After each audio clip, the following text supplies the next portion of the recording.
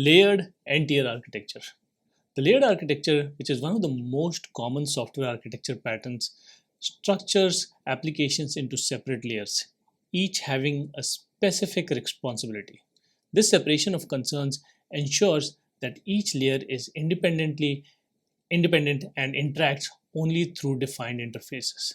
Typically, this architecture includes three or more layers. Let's look into details of this. Now, let's say, for example, a user, how would he interact with a layered architecture? The first layer that it interacts with is the presentation layer, which manages user interface and browser communication logic. Next is the business logic layer, handles data validation, business rules, and task performance. Then we have the data access layer, which manages data persistence and storage. And finally, the database layer stores data in a relational or NoSQL database systems. Now, some of the benefits of this layered n-tier architecture is maintainability. It changes in one layer generally do not affect other layers. It's also development simplicity, where developers can focus on one layer at a time using standard programming paradigms. Reusability. Layers are designed to be reusable across different applications with similar architecture. Testability. Independent testing of each layer is possible due to the separation of concerns. What are some of the drawbacks? Now, first one is performance overhead. The additional abstraction can introduce latency, particularly if many layers are involved.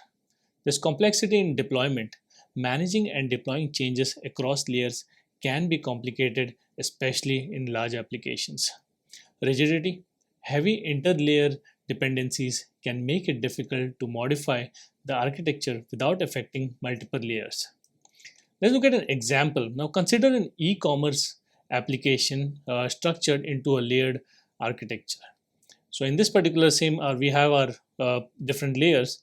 Now for the presentation layer in an e-commerce application, a web interface where users browse products, add items to their cart, and place orders. The business logic layer will be the core computations like applying discounts, calculating taxes, and managing stock levels.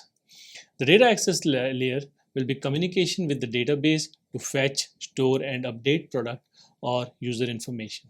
And the database layer contains the SQL or NoSQL database systems where all the data is stored. Now let's look at another real-world analogy. A restaurant operates similarly to a layered architecture.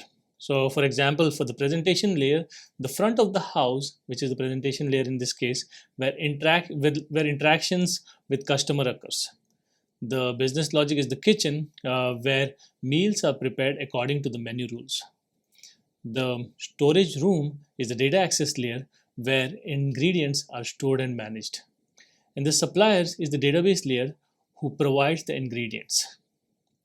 Now let's look at some of the popular use cases. We have enterprise applications. Now many enterprise level applications are built with layered architecture due to the need for strict separation between data management and user interface logic. We have financial systems like banking and financial systems often use layered architecture to segregate the processing of transactions from customer facing elements. Now this architecture is especially prevalent in applications where business rules change frequently, but the interface or data storage patterns remain relatively stable, allowing for easier updates and maintenance. So that's all for the layered architecture. If you have any questions, please leave me comments.